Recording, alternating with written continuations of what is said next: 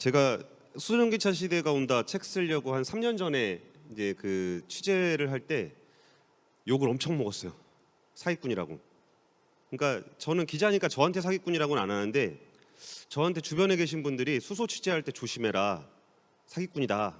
막 그런 얘기를 굉장히 많이 들어가지고 왜 그런가를 한참 취재를 하고 나서 알았어요. 아, 왜 사기꾼이라고 하는구나. 그리고서 한 3년이 흘렀습니다. 그리고서 갑자기 전 세계 모든 사람, 우리나라 모든 대기업이 수소를 이야기하기 시작했어요. 그러면 최근 3년 동안 달라진 게 뭘까?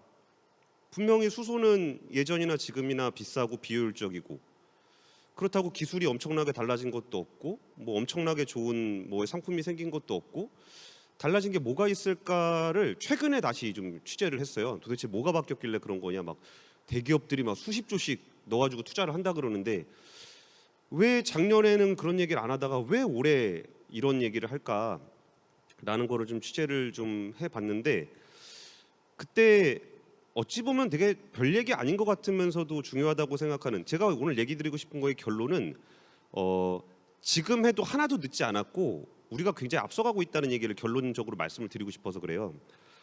그러니까 대부분 몇몇 분들이 현재를 바라볼 때 변한 것 중에 하나를 2018년 IPCC를 좀 꼽으세요. 그때 1.5도 이상 상승하는 걸 억제해야 된다는 결론이 나온 이후에 그 각국 정부들이 갑자기 넷제로를 발표하기 시작했어요. 그러니까 이전에는 탄소를 줄이는 방향으로 이렇게 정책이 추진되다가 갑자기 탄소를 안 배출하는 쪽으로 방향을 선회를 한 거예요. 그러면 그전에는 기존에 있는 기술들을 얼마나 효율적으로 사용해서 탄소 배출을 줄일까 쪽으로 투자를 많이 했었어요.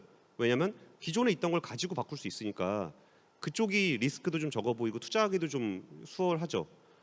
근데 이게 넷제로를 해버리니까 이게 말이 안 나오는 거예요. 그러니까 자동차로 따지면 뭐 자동차에서 효율을 높여서 뭐 디젤 엔진의 효율을 높인다거나 아니면 하이브리드를 한다거나 이런 식으로 바꾸는 것까지는 자동차 회사들이 큰 부담이 없습니다.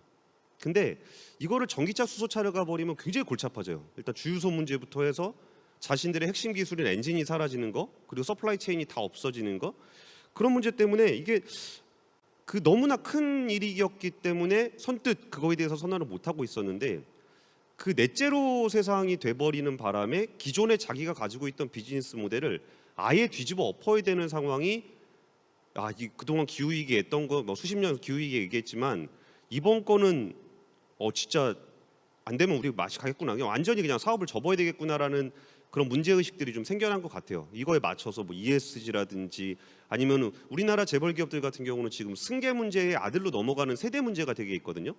그러면 그 다음에 후계자들은 아버지가 이뤄놓은 것이 아닌 다른 부분에서 자기가 한국 사회에서 승계라는 것을 용납받으려면 재벌 경영 성과를 또 인정받아야 되는 니즈가 이 시점에 굉장히 많이 몰려 있어요. 그러다 보니까 지금의 변화는 이전에 십수년, 한 20여 년 동안 있었던 변화와 지금부터 생겨날 변화는 조금 다를 수 있겠다라는 생각이 좀 들었어요. 아까 앞에 발표를 들으면서 느꼈던 게 이게 그린 수소라 그래서 이렇게 보니까 거의 아까 김자희 박사님 말씀 듣고서 이게 안 되는 게 너무 많구나라는 생각이 딱 들었는데 오히려 저는 이렇게 많이 그나마 돼 있었구나 기초 기술이라도 돼 있고 뭔가 로드맵 받고 있었구나라는 생각이 좀 들었어요. 그래서 제가 제목을 대기업 수소 생산 계획의 함정이라고 지었던 거는 이번에 그 토론회가 그린 수소 관련한 거라 앞에서 되는 방향으로 많이 얘기해 주실 것 같아서 현재 어떤 분위기인가 조금 말씀드리고 싶어서 준비를 했습니다. 이게 우리나라 기업들이 수소 생산하는 계획을 짰어요. 뭐 SK가 내년 23년까지 3만 톤, 25년까지 28만 톤, 세계 1위 수소 기업 되겠다. 뭐 포스코 뭐 2050년 500만 톤, 뭐 현대제철 뭐 3만 7천 톤, 효성 1.3만 톤, 롯데케미칼 한참 나오길래 아까 전에 교수님께서 잠깐 우리나라 수소를 제가 찾아다녔다고 말씀을 해주셨는데 그거는 우리나라에 그 당시에 3년 전에 부생 수소가 있어서 넥소 타고 다닐 때 수소가 필요 없다 그러더라고요. 그래서 아니 왜 공짜로 나오는 수소가 그렇게 많은데 왜 그동안 안 썼지? 그것 때문에 좀 찾아다녔었거든요. 근데 알고 보니까 수소가 없다라는 사실을 그때 알게 됐었어요. 그리고 이번에도 기업들이 하도 이 수소 생산 계획들을 발표를 해서 산업부에다 한번 물어봤었습니다. 도대체 우리나라 기업들이 수소 생산을 얼마나 하려고 그러냐. 그러니까 일단은 취합된 건 없었습니다. 그러니까 민간 기업에서 발표하는 거를 정부에서 다 취합할 필요는 없잖아요.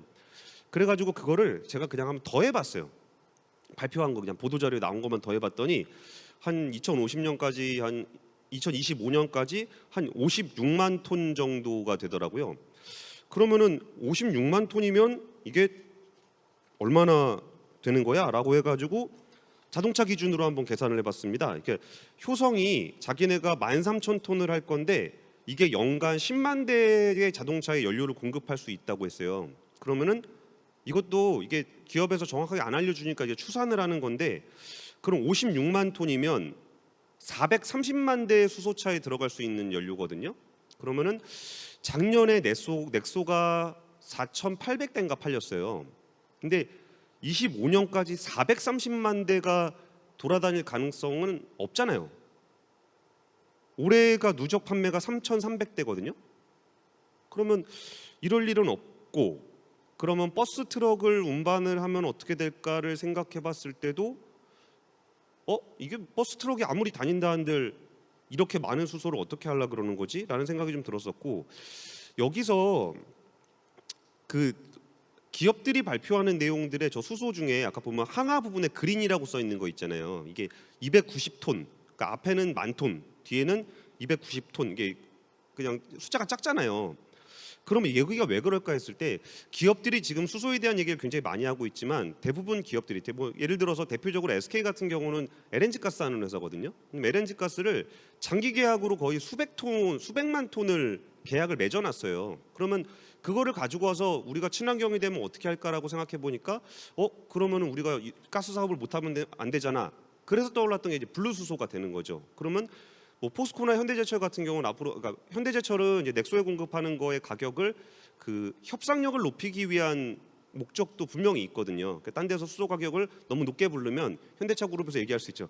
그럴 거면 우리 계열사에서 수소 싸게 받을 거야라는 협상 카드의 효과가 분명히 있고, 포스코 같은 경우는 2050년 500만 톤 얘기할 때 수소 환원제철에 들어가는 분량이 굉장히 커요. 그러니까 각 기업마다 수소를 생산하는 목적이 굉장히 달라요. 근데 그러면서도 자신들이 에너지 기업이고 화학 기업이면은 어차피 나오는 부분들이 있었을 때 블루라는 이름으로 해서 하면 되겠다라는 생각을 하는 건데, 그러면은 뭐 블루는 되게 현실성 있고 뭐 좋아가지고 이렇게 많은 기업이 뛰어들었나라고 해보면, 블루 수소도 이제 가서 CCS 해가지고 저기 뭐 사우디 어디에다 갖다 묻는 거를 현대 오일뱅크에서 추진하고 있고, 현대 중공업에서 저 동해가스전에서 1년에 40만 톤 묻는 거 하고 있는데, 그게 지금 뭐 톤당 한 100만 원 정도 한다 그러더라고요. 그러면 우리나라가 8억 톤 정도의 이산화탄소가 배출이 되니까 연간 탄소를 처리하는데 한 800조 정도가 들어가겠구나.